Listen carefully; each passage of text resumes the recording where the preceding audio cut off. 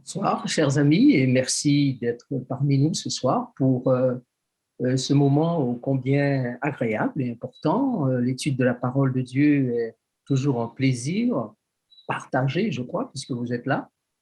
Et puis, ce soir, nous allons aborder un sujet qui est souvent polémique, dirais-je, ou parfois incompris, ou un sujet qui est mystérieux, les 144 000, l'époustouflant mystère des 144 000. Très certainement, nous allons devoir aller sur plusieurs études de ce thème, puisque ce soir, nous allons faire une introduction qui est un peu spéciale, n'est-ce pas? Euh, Deuxième étude, peut-être troisième, de façon à ce que le sujet soit bien cerné et bien compris. Alors, notre prochaine ou nos prochaines rencontres seront le 14, deuxième mardi du mois de décembre, le 28, quatrième mardi, et le samedi 18, où cette fois, nous allons nous intéresser au livre de Daniel. Ce soir, nous sommes au chapitre 7 du livre de l'Apocalypse. Donc, nous allons demander à une personne de pouvoir nous lire l'ensemble du texte, Apocalypse, chapitre 7. Les serviteurs de Dieu, les saints et les martyrs. Après cela, je vis 4 anges debout aux 4 coins de la terre. Ils retenaient les 4 vents de la terre, afin qu'il ne soufflât point de vent sur la terre, ni sur la mer, ni sur aucun arbre. Et je vis un autre ange qui montait du côté du soleil levant et qui tenait le sceau du Dieu vivant. Il cria d'une voix forte aux 4 anges à qui il avait été donné de faire du mal à la terre et à la mer, et il dit: ne faites point de mal à la terre, ni à la mer, ni aux arbres, jusqu'à ce que nous ayons marqué du sceau le front des serviteurs de notre Dieu. Et j'entendis le nombre de ceux qui avaient été marqués du sceau, 144 000 de toutes les tribus des fils d'Israël. De la tribu de Juda, 12 000 marqués du sceau, de la tribu de Ruben, 12 000, de la tribu de Gad, 12 000, de la tribu d'Azer, 12 000, de la tribu de Nephtali, 12 000, de la tribu de Manassé, 12 000, de la tribu de Siméon, 12 000, de la tribu de Lévi, 12 000, de la tribu d'Issachar, 12 000, de la tribu de Zabulon, 12 000, de la tribu de Joseph, 12 000, de la tribu de Benjamin, 12 000 marqués du sceau. Après cela, je regardai et voici, il y avait une grande foule que personne ne pouvait compter, de toute nation, de toute tribu, de tout peuple et de toute langue. Ils se tenaient devant le trône et devant l'agneau, revêtus de robes blanches et des palmes dans leurs mains. Et ils criaient d'une voix forte en disant: le salut est à notre Dieu qui est assis sur le trône et à l'agneau. Et tous les anges se tenaient autour du trône et des vieillards et des 4 êtres vivants. Et ils se prosternèrent sur leur face devant le trône et ils adorèrent Dieu en disant: Amen, la louange, la gloire, la sagesse, l'action de grâce, l'honneur, la puissance et la force soit à notre Dieu au siècle des siècles. Amen. Et l'un des vieillards prit la parole et me dit: ceux qui sont revêtus de robes blanches, qui sont-ils? Ou d'où sont-ils venus? Ou d'où sont-ils venus? Je lui dis: mon Seigneur, tu le sais. Et il me dit: ce sont ceux qui viennent de la grande tribulation. Ils ont lavé leurs robes et ils les ont blanchies dans le sang de l'agneau. C'est pour cela qu'ils sont devant le trône de Dieu et le servent jour et nuit dans son temple. Celui qui est assis sur le trône dressera sa tente sur eux. Ils n'auront plus faim, ils n'auront plus soif, et le soleil ne les frappera point, ni aucune chaleur. Car l'agneau qui est au milieu du trône les paîtra et les conduira aux sources des eaux de la vie, et Dieu essuiera toute larme de leurs yeux. Merci beaucoup. Alors, ce que nous allons faire comme d'habitude, c'est poser un certain nombre de questions au texte biblique, au récit, la Bible, concernant ce mystérieux nombre, 144 000, cette mystérieuse sélection que sont les 144 000. Et la première question que nous allons nous poser ce soir est la suivante. Les 144 000, est-ce une révélation de Jean ou est-ce une révélation de la Bible tout entière? Pourquoi la Bible nous parle-t-elle des 144 000? Quelle est leur origine? Quelle est leur raison d'être? Ont-ils une mission particulière? Qu'est-ce qui fait que les 144 000 entrent dans une révélation de Dieu, de Jésus, de Jean, à nous, pour que nous soyons au courant de l'existence de ces personnes qui, aujourd'hui encore, restent un peu mystérieuses? La Bible peut-elle nous révéler encore plus concernant les 144 000? Et si la révélation doit être ouverte en ces temps-ci, quelle sera cette révélation? Lorsque nous considérons les Écritures, les expériences de l'Ancien Testament, une autre question se pose. Les expériences de l'Ancien, c'est-à-dire l'Ancien Testament, à quoi servent-elles? Avons-nous gardé à notre esprit la valeur de l'Ancien Testament? En quoi les expériences de l'Ancien Testament nous aident-elles à comprendre le mystère des 144 000? Si nous allons plus loin, dans Amos chapitre 3, verset 7, le Seigneur déclare: « Car le Seigneur, l'Éternel, ne fait rien sans avoir révélé son secret à ses serviteurs, les prophètes. » Nous pouvons donc déduire que forcément, l'Ancien Testament parle des 144 000.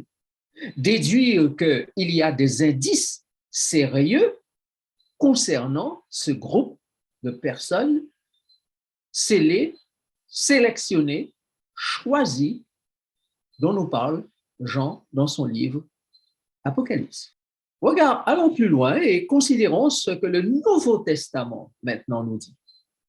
Lorsque nous lisons 1 Corinthiens chapitre 10, verset 11, Paul écrit à Corinthe, aux Corinthiens ou aux chrétiens de Corinthe, et leur dit ceci: ces choses qui leur sont arrivées, parlant aux enfants d'Israël, au peuple de Dieu, à l'Église, comme on l'appelle, de l'ancienne dispensation, du désert, ou comme vous voulez. Il y a plusieurs expressions, mais c'est le peuple hébreu, le peuple juif que Dieu avait choisi pour être son peuple, son porte-parole dans le monde.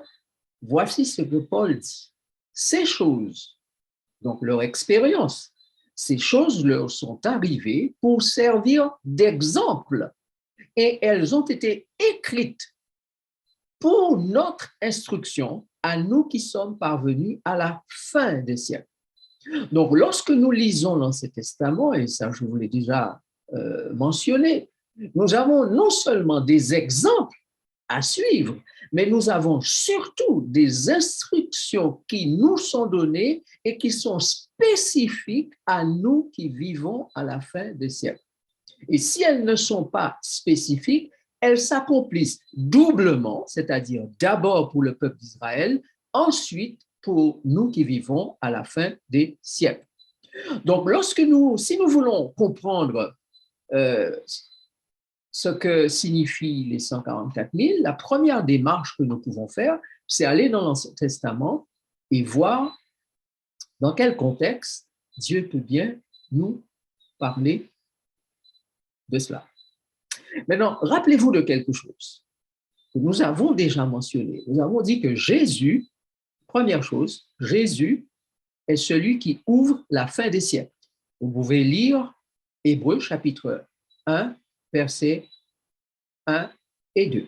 Jésus a été envoyé comme prophète après avoir à plusieurs reprises et de plusieurs manières parlé à nos pères par les prophètes. Dieu, dans ces derniers temps, nous a parlé par le Fils qu'il a envoyé. Regardez ce que dit Paul à nouveau dans 1 Corinthiens chapitre 9, verset 10. Et nous pouvons comprendre que puisque Jésus a été envoyé, puisqu'il est le plus grand des prophètes des derniers temps, alors nous pouvons entendre ce qu'il a à dire. Donc, non seulement nous allons fouiller dans l'Ancien Testament pour trouver où est-ce que Dieu nous parle déjà à l'époque des 144 000, probablement pas dans les mêmes termes que Jean, mais nous allons aussi considérer la vision du Christ pour comprendre qui sont ces 144 000. Paul dit, oui, c'est à cause de nous qu'il a été écrit que celui qui laboure doit labourer avec espérance, et celui qui foule le grain, fouler avec l'espérance d'y avoir part. Donc, Paul réaffirme plusieurs fois dans ses écrits que les écrits de l'Ancien Testament et les valeurs de l'Ancien Testament sont des valeurs qui nous sont attribuées ou encore des valeurs qui nous sont transmises à nous qui vivons à la fin des siècles, à nous qui avons l'espoir de voir Jésus revenir, de voir le monde passer du monde du péché au monde de la justice, de l'amour et de la paix. Mes chers amis, si nous considérons maintenant la pensée du Christ, et nous allons plus loin, dans Luc chapitre 17, versets 26 à 30, quelqu'un va nous lire le texte, nous allons là avoir encore une révélation intéressante. Luc chapitre 17, versets 26 à 30. N'oubliez pas d'ouvrir votre micro. Luc 17, à partir de quel verset? 26 à 30. Ce qui arriva du temps de Noé arrivera de même au jour du Fils de l'homme. Les hommes mangeaient, buvaient, se mariaient et mariaient leurs enfants, jusqu'au jour où Noé entra dans l'arche, le déluge vint et les fit tous périr. Ce qui arriva du temps de Lot arrivera pareillement. Les hommes mangeaient, buvaient, achetaient, vendaient, plantaient, bâtissaient. Mais le jour où Lot sortit de Sodome, une pluie de feu et de soufre tomba du ciel et les fit tous périr. Il en sera de même le jour où le Fils de l'homme paraîtra. Alors, merci. Soulignez cette phrase. Il en sera de même le jour où le Fils de l'homme paraîtra. Ce qui veut dire que ce jour du Fils de l'homme, cette période où Jésus va revenir, ce moment où Jésus va revenir, c'est un moment qui va mettre fin à l'histoire de la planète telle que nous la connaissons jusqu'ici. Et Jésus dit que ce qui est arrivé, ce qui s'est passé au temps de Noé, ce qui s'est passé au temps de Lot, eh bien, arrivera pareillement. Donc, ce qui veut dire que l'histoire avec Noé, l'histoire avec Lot, illustre, prophétise, projette ce qui va se passer à la fin des temps.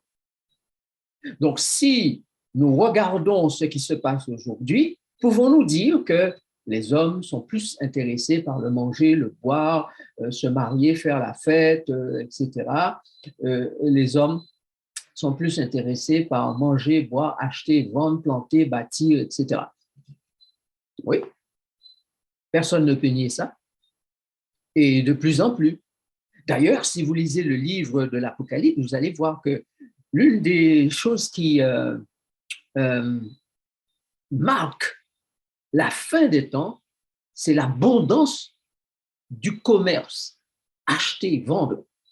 Et ça, c'est un signe majeur que l'Apocalypse nous donne au chapitre 18 concernant le grand jour où Jésus va mettre fin à l'histoire du monde, le grand jour où les nations seront frappées, le grand jour où Babylone sera terriblement frappée et où les gens vont mettre la main sur la tête, où les marchands, dit le texte, seront dans la tristesse, dans la désolation, dans le malheur.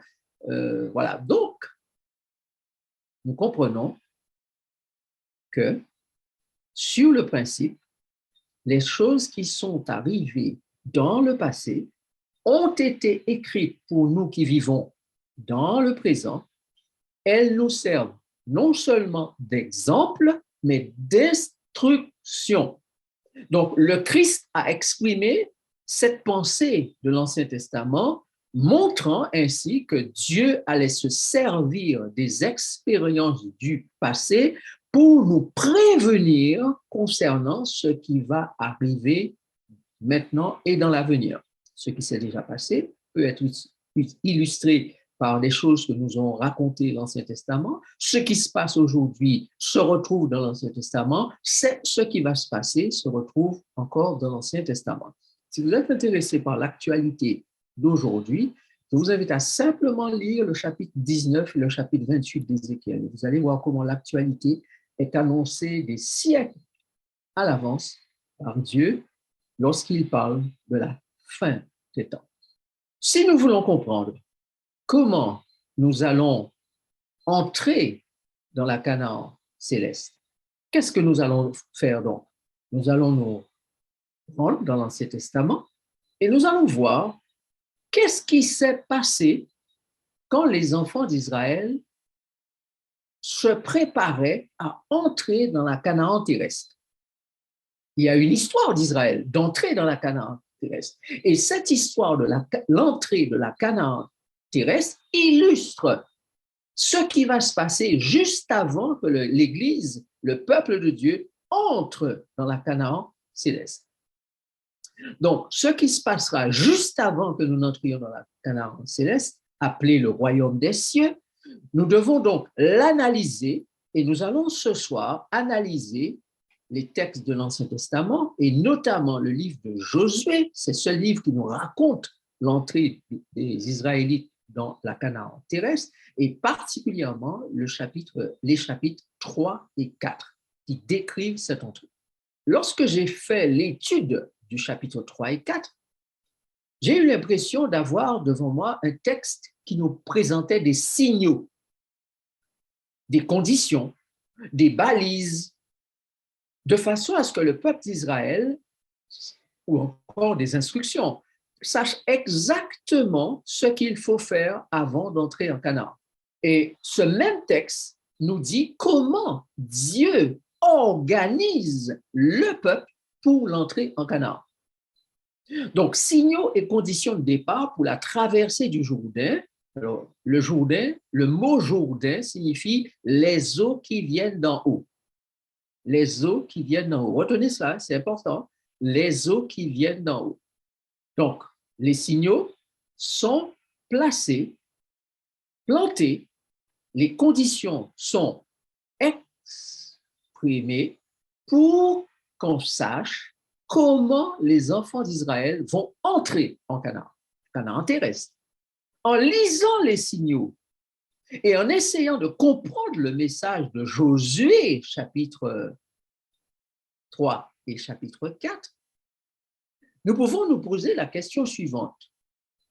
Dans ce texte, nous parle-t-on des 144 000, puisqu'il s'agit d'une organisation de la fin des temps? Cette organisation de la fin des temps a-t-elle sa contrepartie dans l'organisation du peuple lors de l'entrée dans la Canaan terrestre? Les 144 000 constitueraient-ils donc un des signaux forts de direction à suivre à la fin des temps? C'est donc que nous devons décrypter le langage de l'Ancien Testament pour nous qui devons recevoir instruction et qui vivons à la fin des temps. Regardez le premier signal. Maintenant, si vous avez votre Bible, ouvrez-la et gardez votre Bible ouverte au chapitre 3 et 4 de Josué. Josué, chapitre 3 et chapitre 4. Nous allons simplement citer les textes, vous jetez un coup d'œil chaque fois que nous citons un texte pour vérifier ce que nous disons et voir que c'est correct. Et si vous n'avez pas la possibilité d'aller d'un texte à l'autre, c'est trop rapide, soit faites, si vous savez le faire, une photo de l'écran, soit faites un retour sur la vidéo qui sera placée en ligne ou qui sera en ligne, puisque nous sommes sur YouTube, de façon à ce que vous puissiez revenir sur ces différents textes.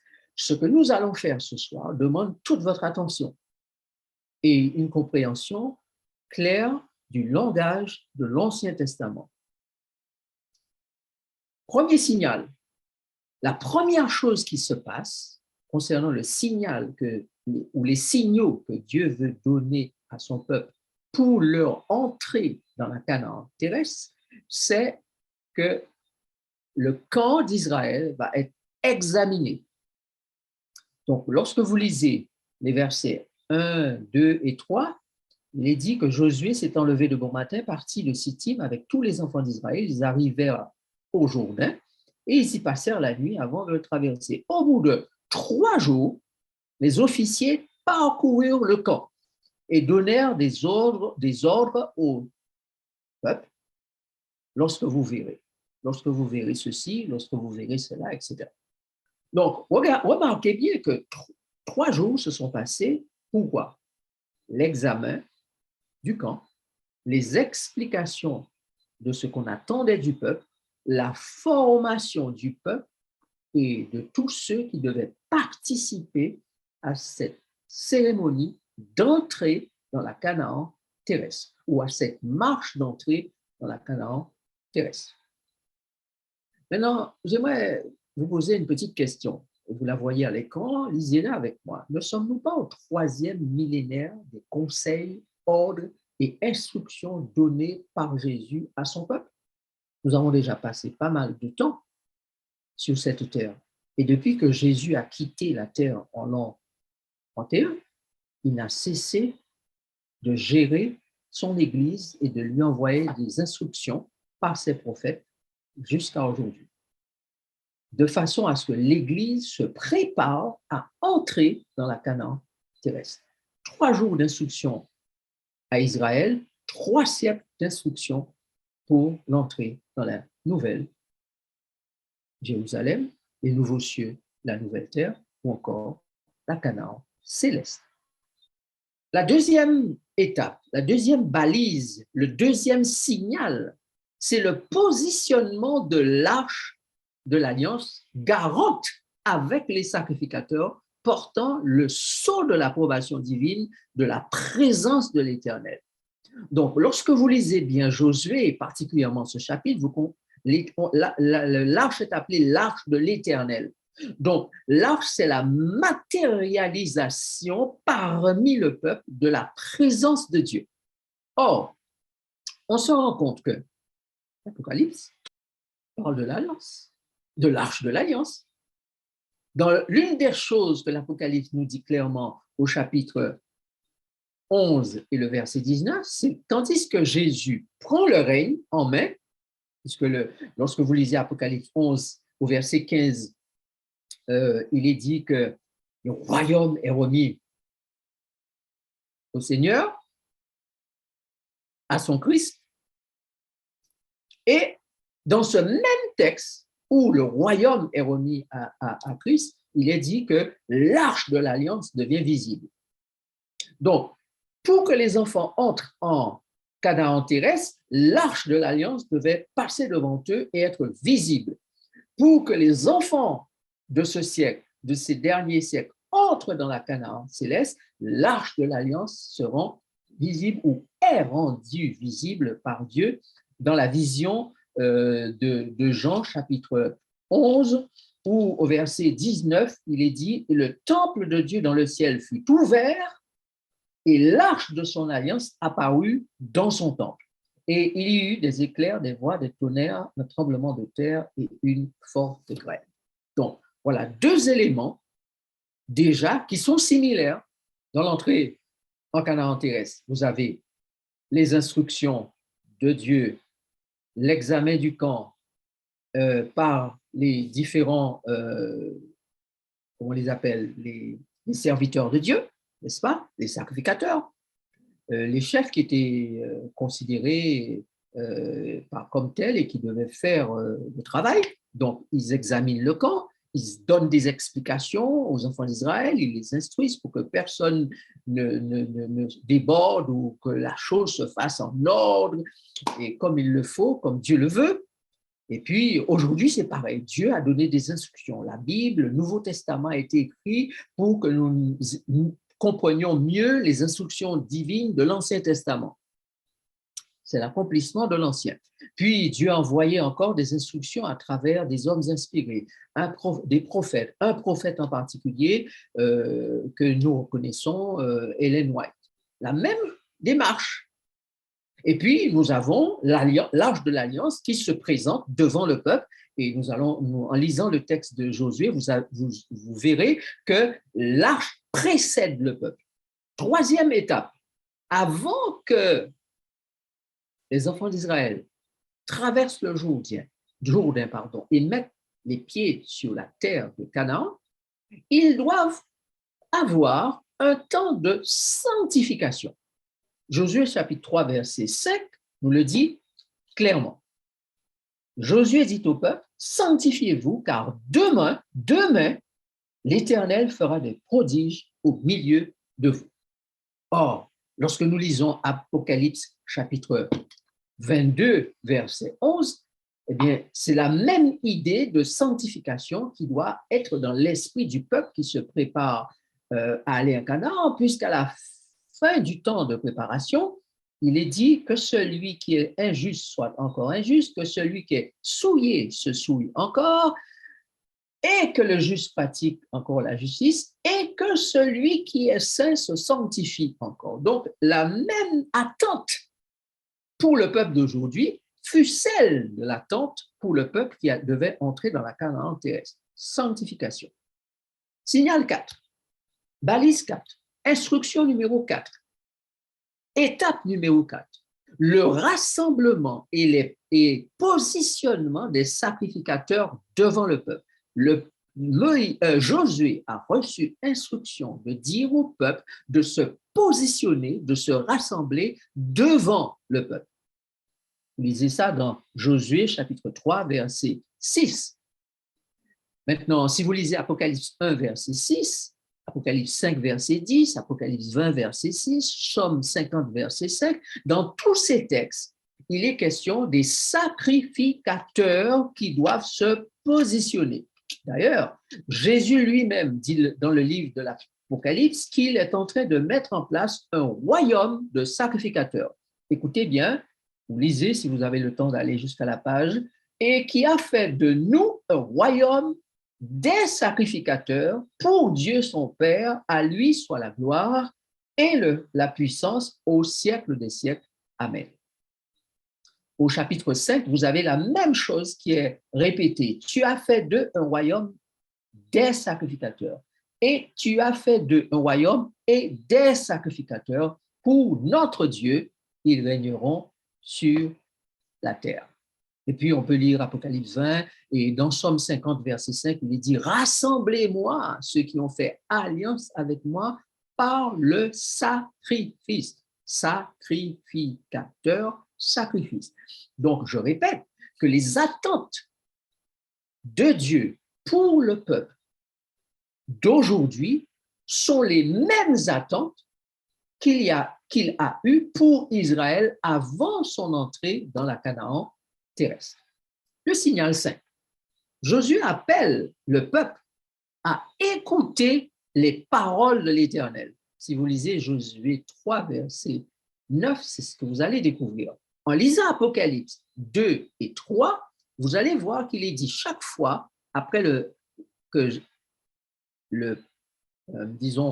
présentateur, je l'appelle comme ça, le personnage qui se présente dans chaque lettre qui est adressée aux églises ou à l'église des derniers temps, eh bien, à la fin de sa présentation, il dit que celui qui a des oreilles entende ce que l'Esprit dit aux églises. Donc, de même que le peuple devait entendre, écouter les instructions de la parole de l'Éternel données à travers Josué, le peuple d'aujourd'hui est appelé à écouter attentivement les instructions données par la parole de Dieu, les prophètes de Dieu, afin de ne pas être dans le désordre à côté de la plaque et de marcher n'importe comment. Vous avez déjà vu comment le gouvernement français organise le 14 juillet et comment ces gens défilent dans l'ordre, la beauté de ce défilement. Eh bien, Dieu en faisant défiler le peuple pour entrer en Canaan, il a fait encore en sorte que des instructions claires soient données pour que les gens marchent vers la Canaan en ordre. De même, pour nous qui devons entrer dans la Canaan céleste bientôt, Dieu nous a donné des instructions pour que nous puissions marcher dans l'ordre. Signal 6. Le signal 6 donné à Josué et au peuple, dans les instructions données au peuple, c'était que l'arche doit passer d'abord avant que le peuple ne se mette en marche. Josué chapitre 3, verset 11 nous donne cette instruction de l'ordre et comme je vous l'ai dit tout à l'heure, dans Apocalypse 11, verset 15, au moment où Jésus prend son règne, la première chose qui se fait, c'est que l'arche de l'alliance apparaît. En vision, Dieu montre à Jean que tandis que dans le ciel se déroulent les événements qui vont permettre à Jésus de prendre le règne sur cette terre, la première chose qui se passe, c'est l'ouverture de ce lieu très saint où est positionnée l'arche de l'alliance, c'est-à-dire un coffret où on retrouve la loi de Dieu et à côté du coffret, on retrouve les instructions de Dieu au peuple d'Israël, la manne qui avait été donnée dans le désert pour être consommée. C'est ce qu'on avait dans le lieu sanctuaire terrestre, en tout cas. Alors, je ne sais pas si ça se présente exactement pareil dans les lieux célestes, mais en tout cas, ce qui se passe dans les lieux célestes a été symbolisé ou miniaturisé par ce que Moïse et les enfants d'Israël ont construit dans le désert comme sanctuaire et ce que Salomon ensuite a construit comme temple. C'est bon? Signal numéro 7, c'est que les pieds des sacrificateurs devaient se mouiller d'abord. Il fallait qu'ils entrent d'abord, qu'ils posent le pied dans les eaux du Jourdain pour permettre la séparation des eaux et le passage à sec. Alors, ce soir, nous n'allons pas entrer dans tous les détails et la symbolique de toutes ces choses, mais toutes ces choses sont extrêmement importantes. Et dans nos prochaines études, nous allons examiner la symbolique des gestes qui ont été faits par chaque groupe et voir comment cette symbolique trouve son accomplissement dans ce qui est fait aujourd'hui. Donc, la 7e chose, le 7e signal, la balise, l'instruction numéro 7 donnée, c'est que vous ne passerez pas avant que les sacrificateurs n'aient posé la plante de leurs pieds dans les eaux du Jourdain et que le passage se fasse à sec.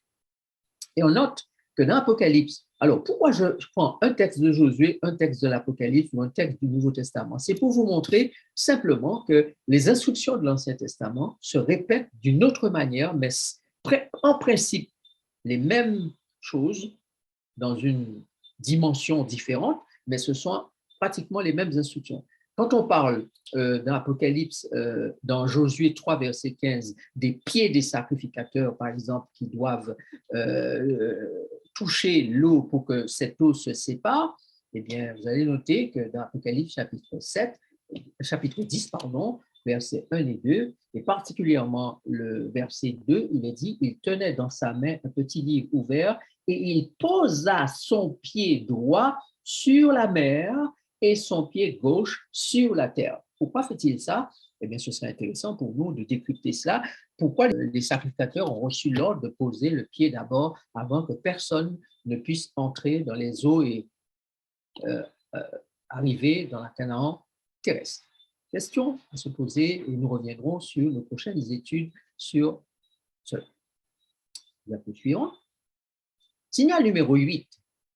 Une sélection de 12 porteurs de pierre, une par tribu, donc un mélange tribal. On n'a pas pris tout le monde dans la même tribu, une personne par tribu. 12 porteurs. qui devait passer devant le peuple, devant l'arche. Ah, voilà un ordre particulier. Nous avons jusqu'ici vu que l'arche était devant le peuple, mais on voit que ces 12 porteurs doivent passer non seulement devant le peuple, mais devant l'arche. Et ces 12 porteurs seraient, dit le texte de Josué chapitre 4, versets 1 à 6, un signe au milieu du peuple et les 12 pierres, un souvenir. Signe, souvenir. Retenez cela. Donc, dans Josué 1, verset 4, versets 1 à 6, on a une sélection par tribu de 12 porteurs. Et dans Apocalypse 7, qu'avons-nous? Une sélection, non pas de 12 cette fois, mais de 12 000 par tribu. Tiens, n'y voyez-vous pas une similitude? 12, 12, 12, 12 000. Nous reviendrons. Diapo suivant. Signal 9. Ah, 12 pierres. 12 pierres qui sont emmenées en souvenir. Ces 12 hommes qui sont sélectionnés doivent ramasser 12 pierres qui seront emmenées en souvenir et Josué, lui, ramasse 12 pierres qu'il va planter là où les 12 hommes 12 sacrificateurs se sont tenus pour pouvoir permettre aux enfants d'Israël de traverser à sec. Car la lecture du texte nous fait savoir que les 12 hommes qui portaient l'arche se sont positionnés au milieu du fleuve à sec, naturellement, et tant que l'arche n'était pas stoppée là, l'ordre n'a pas été donné de traverser. D'accord? Donc, Josué 4, verset 5 et verset 9 nous parle de ces 12 pierres, de ces 12 hommes, de ces 12 pierres sélectionnées par Josué. Et lorsque nous lisons Apocalypse chapitre 21, versets 19 et 20, là encore, nous avons la ville avec 12 fondements, 12 pierres, saphir, chalcédoine, émeraude, sardonyx, sardoine, chrysolite, béryl, etc., etc., etc. Et au verset 20, à la fin du verset 20, il est dit le 11e d'hyacinthe, le 12e d'améthyste. Donc, 12 pierres. Vous allez noter aussi que la ville a 12 portes. 12, 12, 12, 12, 12, 12 pierres. Ça sonne, ça fait tilt dans notre tête, n'est-ce pas? Mais ça demande approfondissement et nous le verrons prochainement. Diapo suivante. Maintenant, notez quelque chose de très important. Je vous invite maintenant à lire Josué 3, verset 15. Josué 3, verset 15. Quand les sacrificateurs qui portaient l'arche furent arrivés au Jourdain et que leurs pieds se furent mouillés au bord de l'eau, le Jourdain regorge par-dessus toutes ses rives tout le temps de la moisson. OK. Donc, en quel temps sommes-nous? Nous sommes au temps de la moisson. Donc, avant l'entrée en Canaan, l'Écriture parle du temps de la moisson. C'est au temps de la moisson que l'entrée de Canaan se passait. Ça demande réflexion. Puisque, lorsque nous lirons le Nouveau Testament tout à l'heure, et la prochaine fois, nous allons justement voir qu'avant l'entrée en Canaan céleste, il y aura une moisson. Maintenant, pour ceux qui nous ont rejoints, qui ont pris en cours notre étude biblique, je rappelle que nous sommes en train d'étudier la perspective des 144 000 d'abord notés, cités, expliqués dans l'Ancien Testament. Pas dans les mêmes termes que Jean, mais quelque chose qui est similaire et qui nous donne une petite idée qu'on pourrait parler de la même chose. Et la première idée que nous avons émise et que vous devez retenir, c'est que pour comprendre comment va se dérouler l'entrée du peuple et de l'Église dans la Canaan céleste, Dieu a fait une répétition grandeur nature avec les enfants d'Israël. Et là, il nous a donné les instructions. Alors, nous avons lu au départ que les instructions de l'Ancien Testament sont pour nous qui sommes parvenus à la fin des siècles. Donc, une répétition grandeur nature a été faite il y a très longtemps pour nous dire c'est comme cela que ça va se passer. Pas exactement dans les mêmes termes, pas avec le même peuple, pas nécessairement avec les choses dans les mêmes dimensions, mais certainement les mêmes principes, les mêmes valeurs, les mêmes instructions, avec probablement des proportions et des coordonnées différentes.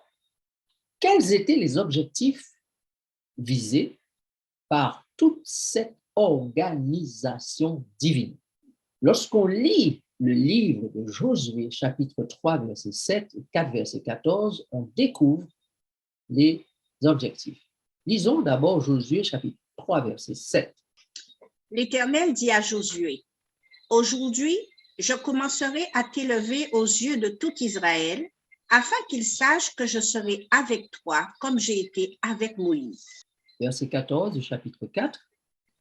En ce jour-là, l'Éternel éleva Josué aux yeux de tout Israël, et ils le craignirent comme ils avaient craint Moïse tous les jours de sa vie. Ce que l'on remarque, c'est que toute cette démonstration, cette organisation avait un objectif, c'est élever Josué aux yeux de tout Israël. Josué ou Jésus. Car si Josué fut le chef de l'Israël littéral, Jésus aujourd'hui est le chef de l'Israël spirituel. Et de même que Josué fut élevé ce jour-là pour que tout Israël puisse pouvoir savoir quelle autorité il a, combien Dieu accompagne cet homme comme il a été avec les leaders du passé, notamment Moïse. Et le texte dit pour que les yeux d'Israël voient Josué, le craignent comme ils ont craint Moïse tous les jours de sa vie. Donc, d'ailleurs, Jésus l'avait dit lui-même, quand le Fils de l'homme sera élevé, il attirera tous les hommes à lui.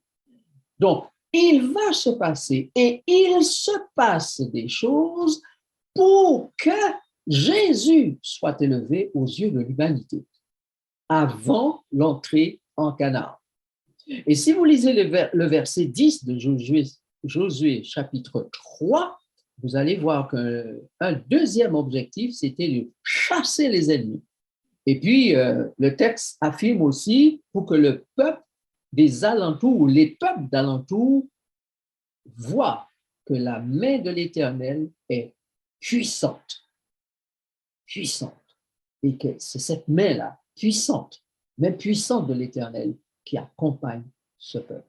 Ce qui veut dire qu'avant le retour de Jésus, avant notre entrée dans la Canaan céleste, Jésus sera élevé, ses ennemis seront tenus en laisse, comme on dit, ou chassés, ou, comme dit l'Apocalypse, ils seront, quel est le terme que l'Apocalypse emploie?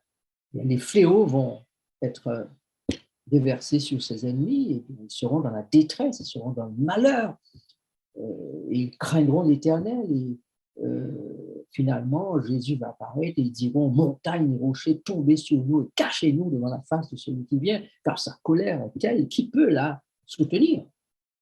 Et troisièmement, la démonstration sera faite dans ce monde de la gloire du Dieu Tout-Puissant, de la gloire de l'Éternel, d'abord par son peuple, puis tous les autres qui vivent par l'univers vont donner gloire à Dieu. C'est ce que nous avons lu lorsque nous avons étudié Apocalypse chapitre 5. Que se passe-t-il à nouveau? L'organisation pour l'entrée en Canaan terrestre, comment était organisé le peuple qui devait entrer dans la Canaan terrestre et mener les guerres finales de la libération du pays? Alors, nous espérons que nous allons terminer dans peu de temps pour vous laisser la possibilité de poser des questions parce que je sais que ceci est nouveau pour vous. Cependant, une deuxième phase, après la phase des signaux, remarquons la phase ou la partie organisation. Comment était organisé le peuple qui devait entrer dans la Canaan terrestre et mener les guerres finales de libération du pays? Et la même question se pose pour la Canaan céleste. Comment le Christ organise-t-il son armée aujourd'hui avant l'entrée dans la Canaan céleste? Comment? Puisque nous devons appliquer les principes de l'Ancien Testament, regardons ce qui se passe. Organisation pour l'entrée en Canaan terrestre. D'abord, Josué, puis les 12 sacrificateurs au fils de Lévi, puis les 12 porteurs de 12 pierres, puis les 40 000 soldats et le peuple. Donc, vous lisez le texte de Josué et vous allez voir qu'au chapitre 4, verset 13, il est dit environ 40 000 hommes équipés pour la guerre et prêts à combattre passèrent devant l'Éternel, donc devant l'arche. Il y a encore quelque chose qui se passe là, dans les plaines de Jéhouké, pas au même moment. Mais à ce moment-là, lorsqu'il fallait faire les guerres de l'Éternel, puisque, chers amis, pour vous qui connaissez la Bible, qui connaissez très bien l'histoire de la chute de Jéricho, par exemple, ce que vous devez comprendre, c'est que quand les enfants d'Israël ont quitté l'Égypte, rendus libres d'esclaves qu'ils étaient, ils ont eu à passer un temps avant la traversée du Jourdain, puis la traversée du Jourdain, puis l'entrée en Canaan, puis les guerres de libération de l'espace de la terre de Canaan de ceux qui occupaient. D'accord? Donc, en résumé, l'organisation pour l'entrée des enfants d'Israël en Canaan, de façon à ce que les enfants d'Israël puissent occuper la terre de Canaan, Dieu dit, vous allez d'abord me placer, Josué, d'accord, tu es le chef, fais en sorte que, en tant que chef, tu places devant 12 sacrificateurs. Ce sont les fils de Lévi. Puis, tu vas choisir 12 hommes. Ils vont chacun porter 12 pierres. Puis, tu vas choisir dans 3 tribus 40 000 hommes. Et ils vont se positionner, lorsqu'on sera entré dans la Canaan, ils vont se positionner en tête du peuple. Alors, la question qui se pose est certainement intéressante maintenant. À l'heure où l'Église se prépare à entrer dans la Canaan céleste, qui représente les 12 sacrificateurs? Ces mêmes catégories se retrouvent dans l'Apocalypse, à l'approche de la terre promise, la Canaan céleste, et du combat final. Regardez la suite. Jésus, c'est le chef qui dirige l'Église qui va entrer dans la Canaan céleste, tandis que Josué était le chef de la Canaan, de l'Église qui devait entrer dans la Canaan terrestre. Josué, type de Jésus. Apocalypse 1, verset 5, lorsque nous lisons ce texte, c'est Jésus qui parle.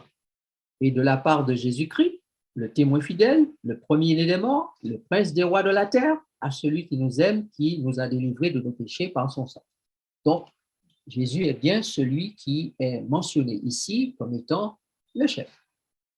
Les sacrificateurs, fils de Lévi, type de ceux qui seront purifiés, lavés, blanchis, puisque Apocalypse 1, verset 6 nous dit « Et qui a fait de nous un royaume des sacrificateurs pour Dieu son Père, à lui soit la gloire et la puissance, au siècle des siècles. Amen. » Okay? Donc, il est bien question dans le Nouveau Testament, dans la préparation pour l'entrée dans la Canaan céleste, d'une préparation, d'une organisation des sacrificateurs en royaume pour Dieu le Père. Daniel nous dit que à la fin des temps, il y aura des personnes qui vont être purifiées, lavées, blanchies. Daniel chapitre 12, plusieurs seront purifiés, blanchis et épurés. Les méchants feront le mal et aucun des méchants ne comprendra, mais ceux qui auront de l'intelligence comprendront. Puis, vous avez encore Malachie, chapitre 3, verset 3, où il est question de la purification des fils de Lévi. Il s'assiera, fondra, purifiera l'argent, il purifiera les fils de Lévi, il les épurera comme on épure l'or et l'argent, et ils présenteront à l'Éternel des offrandes avec justice. Et ce travail d'épuration, naturellement, se fait par le souverain sacrificateur associé ou accompagné de ces sacrificateurs dans le sanctuaire. Et le Nouveau Testament nous parle beaucoup de l'œuvre de Jésus en tant que sacrificateur, en tant que souverain sacrificateur, avant que nous n'entrions dans la Canaan céleste. Donc, vous voyez qu'il y a bien une similitude entre les deux entrées terrestres et célestes. Et puis, il y a les combattants, les 40 000 hommes qui sont passés devant le peuple et qui devaient être, qui étaient prêts pour la guerre, dit le texte. Or, quand vous lisez dans Apocalypse chapitre 17, verset 14, Apocalypse 17, verset 14 dit « Ils combattront contre l'agneau et l'agneau les vaincra parce qu'il est le Seigneur des seigneurs et le roi des rois. Et les appelés, les élus et les fidèles qui sont avec lui les vaincront aussi. » Tandis que Jésus est en train de combattre pour libérer l'espace pour que ses enfants occupent désormais cette planète comme étant le centre de la Canaan céleste, il y a des personnes qui combattent avec lui. Le texte dit, appelés, élus et fidèles combattent avec lui et ils les vaincront aussi. Donc, les trois catégories que nous trouvons dans l'Ancien Testament, les 12 hommes sélectionnés des 12 tribus, portant des pierres et les plaçant aux pieds des sacrificateurs, les sacrificateurs eux-mêmes, puis le groupe de combattants, ces trois groupes se retrouvent encore dans le Nouveau Testament. Donc, les 12 hommes porteurs de pierres et sélectionnés par tribu, ne serait-ce pas des symboles des 12 000 sélectionnés aussi par tribu? On se pose la question, on vient de lire Apocalypse 7, versets 4 à 8, on ne va pas relire, on va gagner du temps. Mais vous comprenez bien que je suis obligé de me poser la question, puisque les instructions de l'Ancien Testament sont données à nous qui vivons à la fin des temps. Or, à la fin des temps, c'est 12 000 qui sont choisis. Où est-ce que je trouve le même principe de sélection de 12 dans l'Ancien Testament? Ben, je viens de le trouver dans Josué chapitre 3 et chapitre 4. 12 hommes sont choisis pour porter les pierres à poser aux pieds des sacrificateurs et qui vont servir de signe.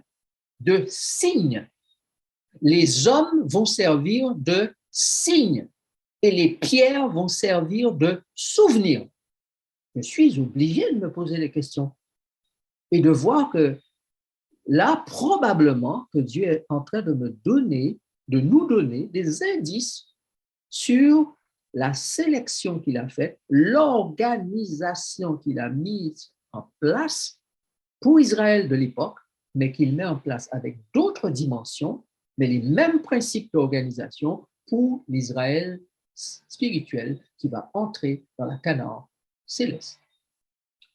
Les 40 000 soldats choisis parmi 3 tribus, remarquez bien, choisis parmi 3 tribus. Et nous allons revenir prochainement sur le choix de ces 40 000 parmi les 3 tribus.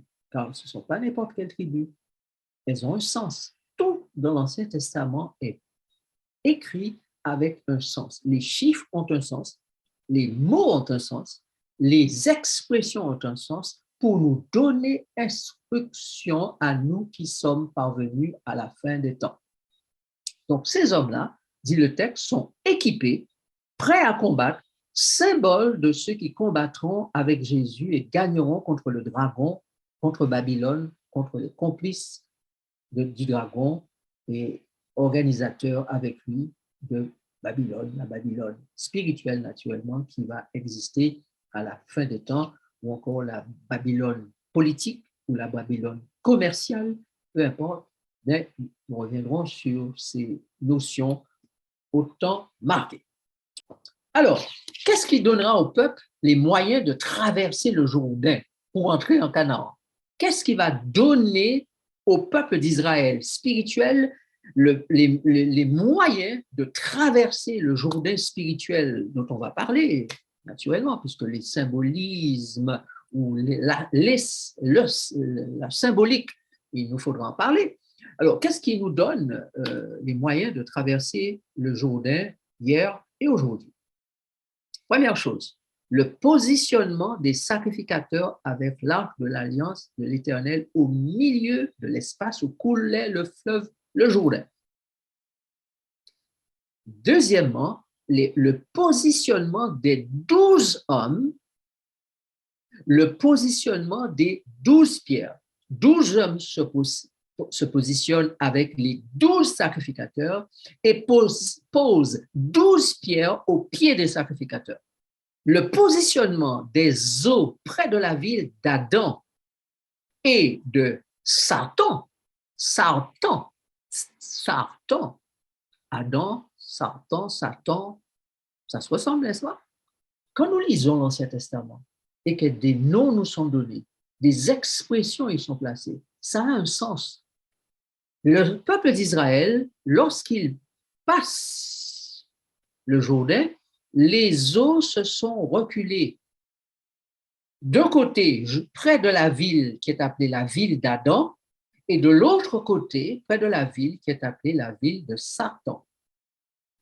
Adam, c'est le père de l'humanité, donc on peut voir un symbole du père premier et du père second de l'humanité, puisque Jésus est appelé le second Adam.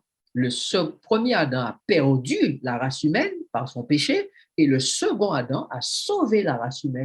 Donc voilà qu'il y a une symbolique qui est placée lorsque les eaux d'un côté s'arrêtent près de la ville d'Adam et de l'autre côté près de Satan. Or, il se trouve que le mot Satan est le mot qui signifie leur détresse. Donc, on peut voir d'un côté ceux qui sont de la race d'Adam et ceux qui sont des enfants d'Adam et des enfants de la tribulation et de la détresse. Donc, d'un côté, on voit des eaux qui symbolisent le peuple d'Adam, les descendants, les enfants d'Adam, la race perdue par Adam et qui sera sauvée. Et d'un côté, le texte dit que les enfants d'Israël ont vu la mer, le fleuve se reculer jusque près de la ville de la détresse. La ville de leur détresse. Or, le texte dit dans l'Apocalypse qu'ils viennent de la grande tribulation, de la grande détresse. Regardez ce que dit Daniel chapitre 12, verset 1er. Vous voyez que les symbolismes ont un sens. Et Dieu ne fait rien au hasard. Daniel chapitre 12, verset 1. En ce temps-là se lèvera Michaël, le grand chef, le défenseur des enfants de ton peuple. Et ce sera une époque de détresse telle qu'il n'y en a point eu depuis que les nations existent jusqu'à cette époque. En ce temps-là, ceux de ton peuple qui seront trouvés inscrits dans le livre seront sauvés. Voilà. À quel moment Michaël se lève pour sauver? Ce sera une époque de détresse telle qu'il n'y en a point eu de semblable depuis que les nations existent jusqu'à cette époque. On ne parle pas d'un jour, mais d'une époque. Donc, il y aura une grande époque de détresse. Et cette époque de détresse est symbolisée dans Josué par le mot Sartan, qui signifie leur détresse. Mais en même temps, de l'autre côté, on a Adam, le second chef de l'humanité perdu, mais aussi chef de l'humanité sauvée. Car vous savez que Jésus a assumé pleinement la nature d'Adam, pleinement l'humanité perdue, mais c'est aussi lui qui a sauvé cette humanité. Il a pris la malédiction pour l'humanité. Il a, lui aussi, par son même geste de don de sa vie, de son sang, sauvé l'humanité. Et il va à la fin des temps, par ce symbolisme, nous dire que moi, je vous annonce que je vous sauve, mais vous aurez à passer un temps de détresse, une grande tribulation telle qu'il n'y a jamais eu depuis que le monde existe. Et que pendant cette tribulation, comme dit le verset 10 du même chapitre, plusieurs seront purifiés, plusieurs seront blanchis, plusieurs seront épurés, mais les méchants, eux, continueront à faire le mal, et aucun méchant ne connaîtra et ne comprendra, n'aura l'intelligence, mais ceux qui auront de l'intelligence comprendront. Donc, la traversée du Jourdain, l'entrée dans le Canaan terrestre, nous donne différents éléments symboliques qui doivent trouver leur vrai sens, la réalité dans ce qui va se passer avec le peuple de Dieu à la fin des temps. Donc, mes amis, écoutez bien ce que je vous dis là maintenant. C'est très important. L'Ancien Testament, c'est l'ombre. Le Nouveau Testament, c'est la réalité. Les enfants de Dieu aujourd'hui doivent savoir passer de l'ombre à la réalité. Et c'est la compréhension qui nous est donnée par l'ombre qui nous permet de passer à la réalité. Si nous ne comprenons pas les symboles, le symbolisme, les types que Dieu nous a donnés dans l'Ancien Testament, comment serons-nous instruits, nous qui vivons à l'époque du Nouveau Testament, c'est-à-dire la fin des temps? Donc, ne lisez plus l'Ancien Testament rapidement. Et comme ça, le prophète ou les prophètes ont reçu de la part de Dieu tous les secrets. Il y a Amos 3, verset 7 que nous avons lu au départ n'a pas été lu par hasard. Le texte dit bien, le Seigneur, l'Éternel, ne fait rien sans avoir révélé son secret à ses serviteurs, les prophètes. Continuons. Les 144 000 et la fin des temps. À la fin des temps, Dieu constitue donc un royaume de sacrificateurs pour le salut et la sécurité du peuple appelé à traverser les eaux, symboliques, spirituellement parlant, et particulièrement le Jourdain ou les eaux qui viennent d'en haut. Quand je vous dis que Jourdain signifie les eaux qui viennent d'en haut. Donc, ça veut dire qu'à la fin des temps, le peuple de Dieu devra se préparer à traverser les eaux qui viennent d'en haut. Or, les eaux qui viennent d'en haut, c'est quoi? C'est la pluie. Or, la Bible parle de pluie de l'arrière-saison qui va tomber, le Saint-Esprit qui va descendre avec puissance. Donc, lorsque le peuple a traversé le Jourdain, le peuple a été comme baptisé de l'Esprit avant de pouvoir entrer en Canaan et mener les guerres pour la libération du pays. Donc, le peuple de Dieu, avant d'entrer dans la Canaan céleste, doit être baptisé de l'Esprit. L'Esprit qui est symbolisé par la pluie de l'arrière-saison. Et donc, scellé par cet Esprit-là. Et être prêt pour mener les guerres de l'Éternel ou la bataille ou les batailles finales avant l'entrée dans la Canaan céleste.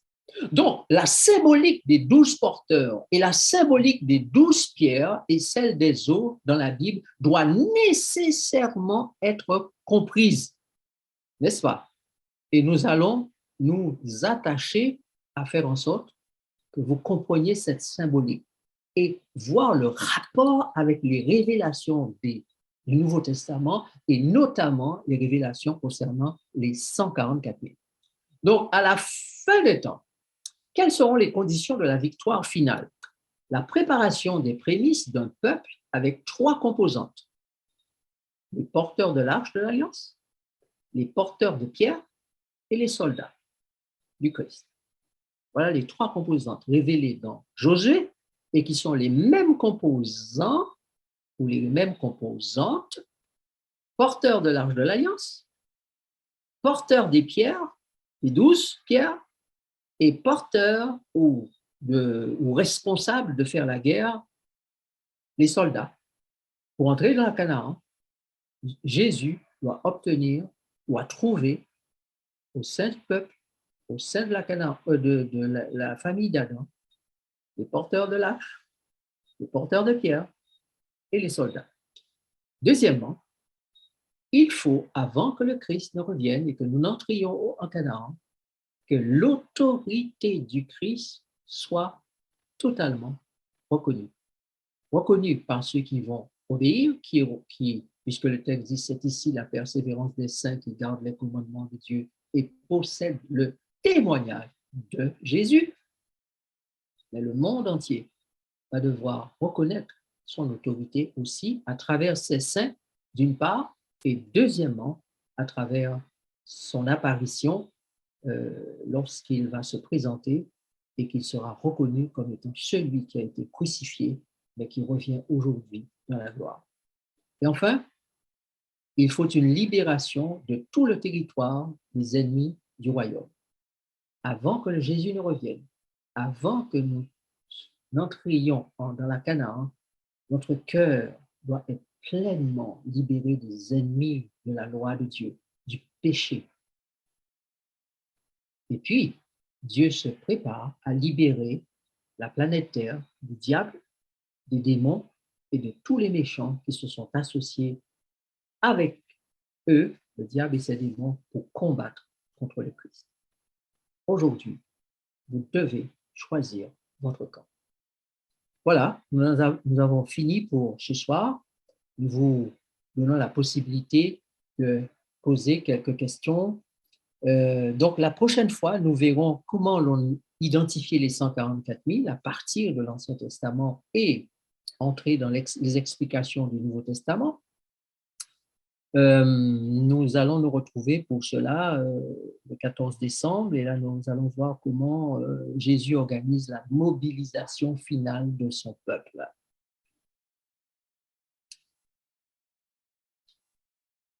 Voilà, y a-t-il des questions?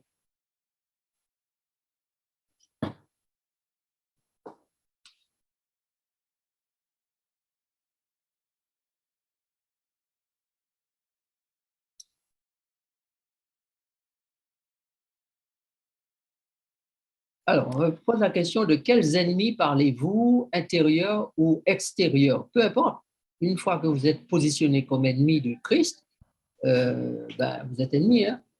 Il peut y avoir des ennemis à l'intérieur, puisque Jésus a bien dit que dans l'Église, il y aura l'ivraie et le bon grain. Et l'ivraie sera arraché, brûlé et jeté au feu. Donc, qu'on soit dans l'Église ou à l'extérieur de l'Église, on peut être ennemi. Donc, être dans l'Église n'est pas une garantie que vous ne deveniez pas ennemi de Dieu.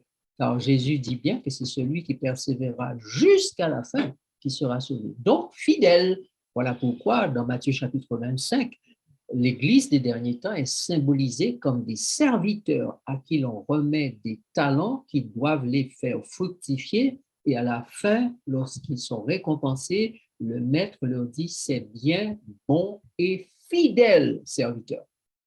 Alors, les combattants ne sont-ils pas contre l'agneau et non avec lui? Apocalypse 17, verset 14. Alors, il faudrait reprendre le livre, le relire, parce que j'ai l'impression qu'il y a quelque chose que vous n'avez pas compris là. Regardez Apocalypse 17, verset 14. Ils combattront contre l'agneau. L'agneau, le « il » ici au pluriel, ce sont les 10 cornes. Verset 12, les 10 cornes que tu as vues sont 10 rois qui n'ont pas encore reçu de royaume, mais qui reçoivent autorité comme rois pendant 1 heure avec la bête. Et ils ont un même dessein et ils donnent leur puissance et leur autorité à la bête. Ils combattront contre l'agneau et l'agneau les vaincra parce qu'il est le Seigneur des seigneurs et le roi des rois. Et les appelés, les élus et les fidèles qui sont avec Jésus les vaincront aussi. Donc, Jésus, un groupe de personnes, triple. Vous vous souvenez que les 40 000 au moment de Josué ont été choisis dans 3 tribus. Je vous dis que la Bible ne dit rien au hasard. 3 tribus ont été choisies pour sélectionner les combattants pour traverser le Jourdain et entrer en Canaan. Là, le texte nous dit qu'il y avait 3 groupes de personnes avec Jésus pour vaincre avec lui. Les appelés, les élus et les fidèles. Nous reviendrons là-dessus. C'est intéressant de pouvoir comprendre tout ça. Voilà. Est-ce qu'il y a d'autres questions? Alors, la première question, je ne vais pas y répondre, puisque nous avons commencé l'étude des 144 000. À la fin de la deuxième étude ou de la troisième étude, on va pouvoir, vous-même, vous allez pouvoir répondre à cette question. Y a-t-il encore des 144 000 parmi nous?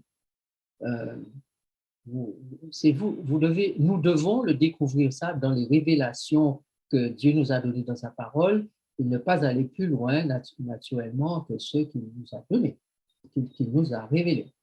Voilà, donc il y a une 4e question qui arrive. Dans l'Ancien Testament, il y avait les porteurs de l'arche parmi les 3 groupes. Aujourd'hui, qu'on représente et quelle est la mission des porteurs de l'arche des temps modernes? Je sais que vous voulez avoir les réponses maintenant, mais cette question-là, nous allons l'aborder la prochaine fois, puisque nous allons donner des... Là, je n'ai encore pratiquement rien dit concernant les 144 000. J'ai juste donné la symbolique de l'Ancien Testament, l'éthique de l'Ancien Testament, puisque nous avons comparé la sortie d'Égypte vers la Canaan céleste à la sortie de l'Égypte spirituelle, c'est-à-dire du péché, vers la Canaan céleste qui est la terre de l'amour, de la justice et de la paix. D'accord?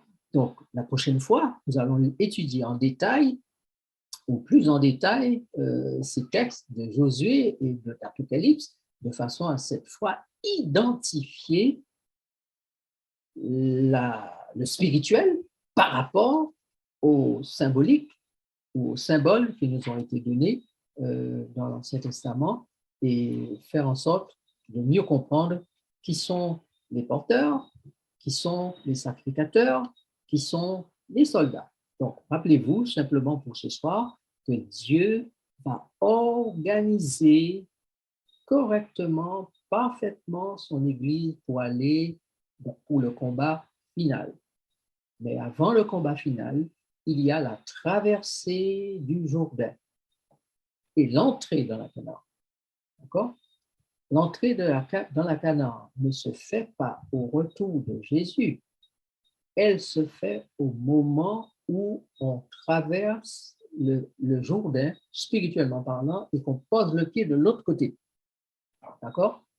Donc, pour entrer en Canaan, il faut d'abord traverser le Jourdain qui sépare les 2 terres.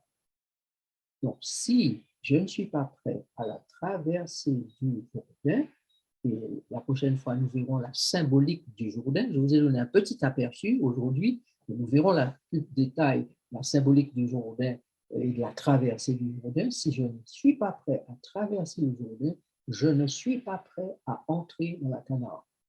Donc, ce n'est pas la peine que j'espère entrer, que je puisse avoir l'espérance d'entrer dans la Canaan si je n'ai pas pris le temps de me préparer à traverser le Jourdain. Les 144 000 personnes devant le trône, devant les 4 êtres vivants, devant les 24 vieillards, ne sont-ils pas uniquement des hommes? Il n'y a aucune femme devant le trône, aucune qui soit montée au ciel jusqu'à preuve du contraire. Je me suis posé la même question. Parce que dans la sélection, dans l'Israël littéral, ce sont des hommes qui sont choisis. Dans la sélection qui sont devant le trône, il est dit 12 000, 12 000, 12 000 de toutes les tribus. Voilà. Mais dire qu'ils n'étaient que des hommes, il y a les 24 vieillards, certes, des vieillards. Bon, on peut dire que ce sont des hommes. Les 4 êtres vivants, ils ont des faces d'hommes, donc les faces d'humains.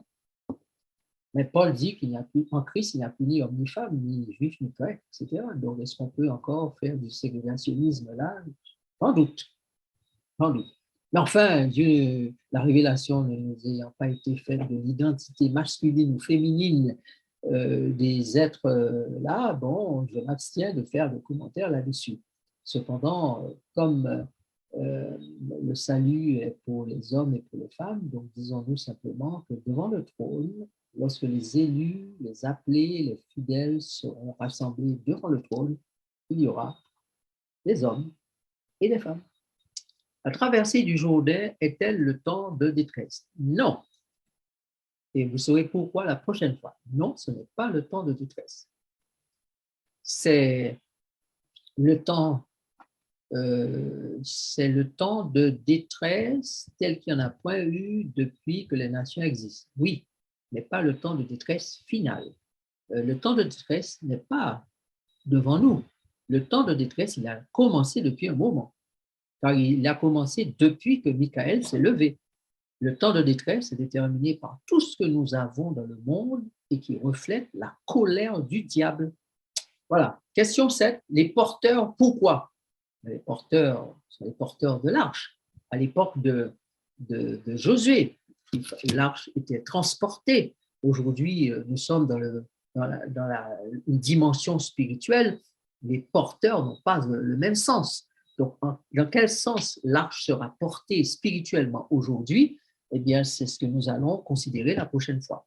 Donc, déjà dit que nous avons ce soir parlé de symbolique, de symbolisme, de signaux, de balises, d'explications données au peuple pour qu'ils comprennent comment se positionner et s'ordonner pour entrer en Canaan.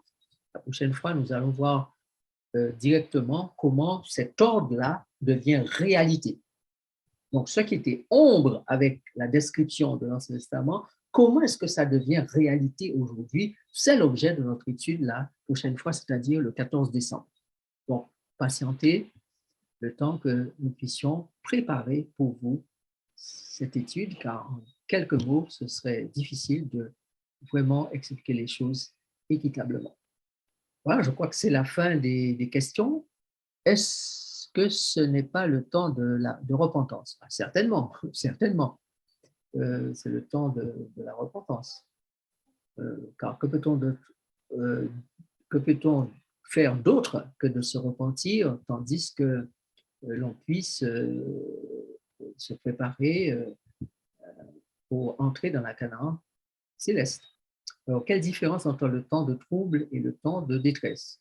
Le temps de trouble et le temps de détresse, c'est le même temps, sauf que le mot trouble fait référence au temps qui précède le temps de détresse de Jacob. Alors, il y a le temps de détresse, je vous dis que c'est le temps dont Daniel 12, verset 1er, mentionne et qui a commencé depuis 1844, n'est-ce pas, au moment où Michael s'est levé, où la terre a été bouleversée, a connu de détresse pas possible, notamment les 2 guerres mondiales, notamment tous les autres conflits qui ont fait des millions de morts, tout ce que vous voyez comme terrorisme, toute la détresse que le monde subit actuellement et qui ne s'est jamais vue par le passé. Il y a eu des détresses dans le passé, mais la façon dont les choses se passent aujourd'hui, les armes qui sont utilisées aujourd'hui, les moyens qui sont utilisés aujourd'hui, l'intensité des dégâts qui sont aujourd'hui par les inondations, les feux, toutes les catastrophes et cataclysmes que le monde connaît depuis quelque temps, eh bien, on n'a jamais vu ça dans le passé.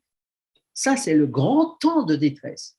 Mais cette première partie du temps de détresse va être succédée par une autre partie qui s'appelle le temps de détresse de Jacob, c'est-à-dire le moment où on aura les 7 fléaux qui vont frapper la planète Terre.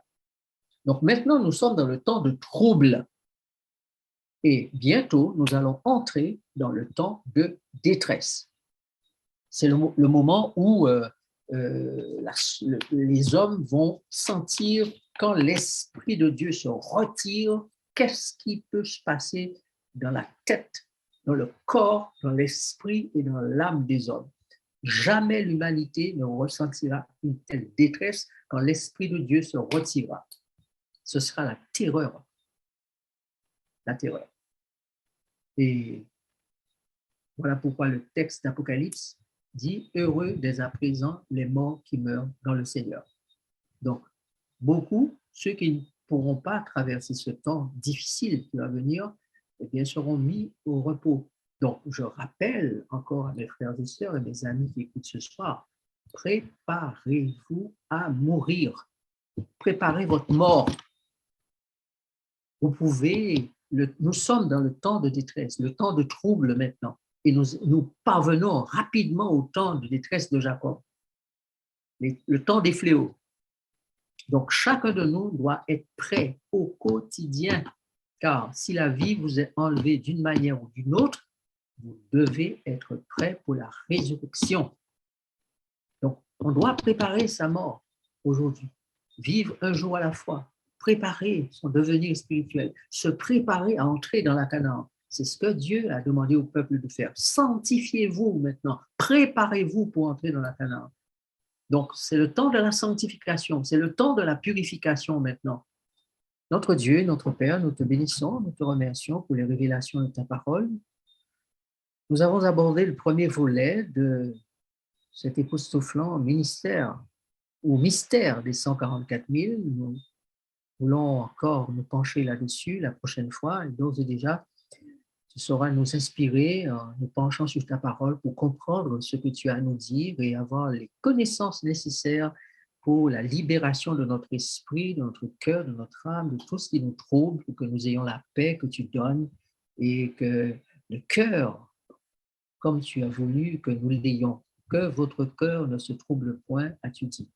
Alors, permets-nous d'être tous au rendez-vous d'études ou convocations que tu nous donnes afin de nous instruire, parce que ce que tu as fait pour Israël, tu l'as convoqué, Josué et tous les enseignants se sont mis à disposition pour instruire le peuple et leur dire exactement comment ils allaient traverser pour entrer en Canaan terrestre. Nous voulons recevoir tes instructions et nous voulons être prêts pour la Canaan céleste. Merci de nous les donner par la puissance de ton esprit et par la parole qui est l'épée de l'esprit. Au nom de Jésus. Amen.